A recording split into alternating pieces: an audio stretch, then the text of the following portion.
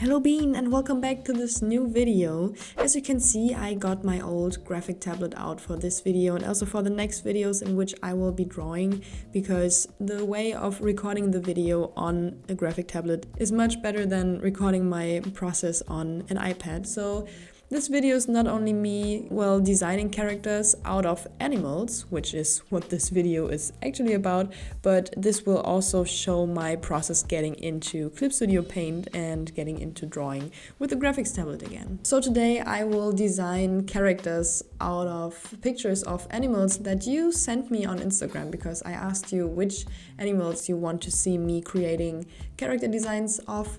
And the first animal I want to turn into a character or characters, as you can see here, is the Sphynx Cat, a hairless cat. This is the first time I've drawn on my graphics tablet and in Clip Studio Paint.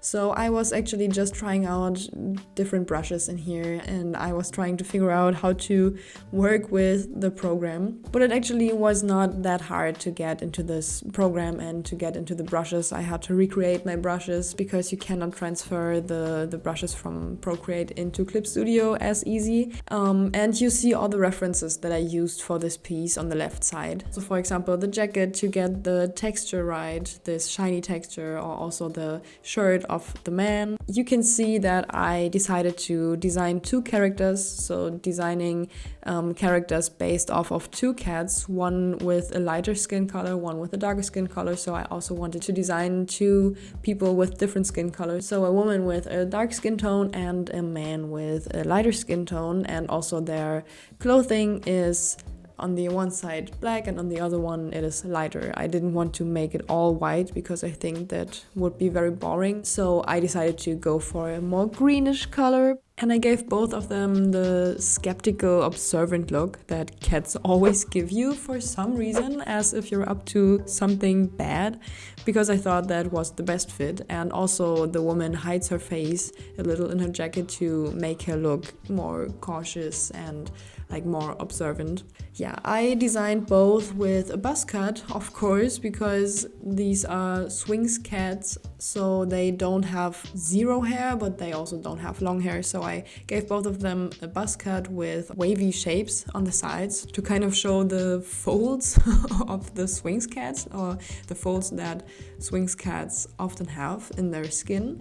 And I didn't want to make these characters wrinkly, so I decided to implement this wrinkly pattern more discreet. So as I said, for my first drawing in Clip Studio Paint and my first drawing on my graphics tablet after some years, I am very happy with the outcome. I'm very happy with how both of them turned out. You can see them here again, the full picture. Let's now move on to the next one, which I am very excited for. So the second animal that was sent to me is an axolotl, but I really love the name and I don't know if I pronounce it the right way. Axolotl. Axolotl. It looks as funny as it sounds, and I really liked the design of this animal. I know that there is a huge fan base around this animal, and I get it. So in the first design with the Sphynx cats, I just wanted to make like a basic design out of it to just get into the mood of drawing and to get to know Clip Studio Paint better. And for this drawing, I wanted to approach it with a more cyberpunk style. So you can see it already in the references that I used, that there's a lot with mech stuff, with cables. And this was my initial idea, to give this character cables as like something like hair, because an axolotl doesn't have like hair but these little thingies coming out of its head. I don't know how you call it. It looks like some antenna. And I also gave my character a very tight bodysuit because axolotls don't have any fur or anything like this, so I wanted to show the body but not everything from it. And I think this was the best fit. If you're imagining that this character is also living underwater, for example, then like a swimsuit like this would make a lot of sense. I also gave webbed feet to my character, but I'm not sure that axolotls actually have these things. But I was just like thinking about it more like a frog would look. I don't know why I associate an axolotl with a frog. So I filled the cables that go into her head with some kind of pink liquid because it just looks like this one reference photo of an axolotl that I had.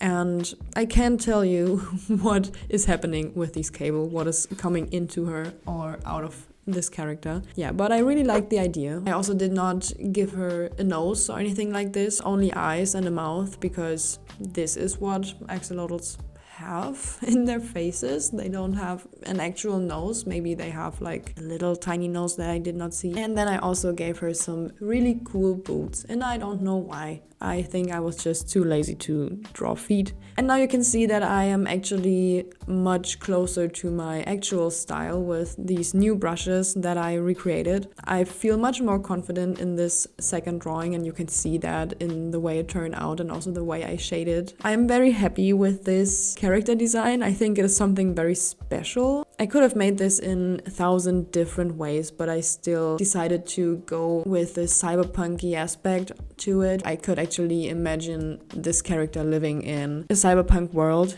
and actually being like an axolotl, but as a person.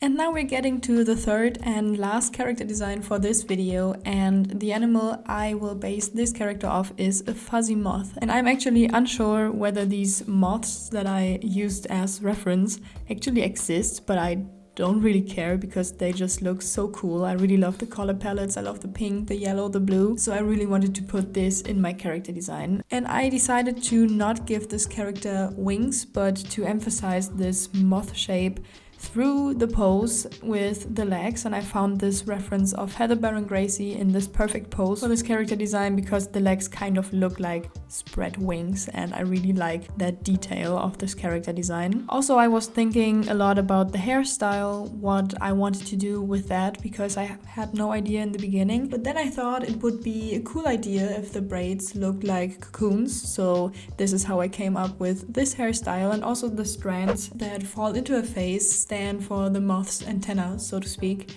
And I think this is a very, very cool hairstyle for this character. To bring this soft fuzzy body of the moths, I opted for these feathery sleeves, and then I gave her a long sleeved mesh top which is transparent and shows the wing pattern to bring the wings in even more. I wanted the whole character to have this Y2K vibe, so I opted for cuffs over the platform boots instead of the open-toed shoes that I had drawn before. And I don't know why I gave her that fierce look in the end, because the moths already look rather soft and sweet, but I think I just took that from the Heather reference that gives the whole character a punk vibe in addition to the Y2K, which I really, really like.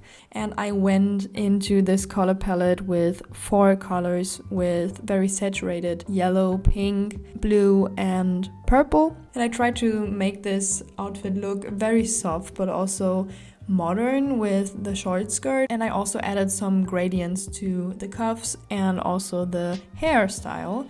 So the hairstyle has this gradient from purple to blue, and the cuffs have this gradient from yellow to pink in the end. I am not that happy with how the shoes turned out, but that is fine.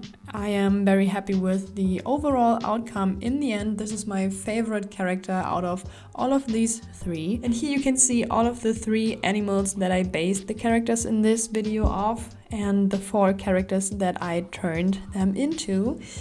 I hope that you liked this video. I hope that you liked the characters that I designed in this one. And if you want to see more of these kinds of videos, then just write a comment with an idea of an animal or also a cool object or something like that that I should turn into a character in the next video. With that, I will say goodbye, Bean. Stay creative, and I hope that I will see you in one of my next videos. Bye bye!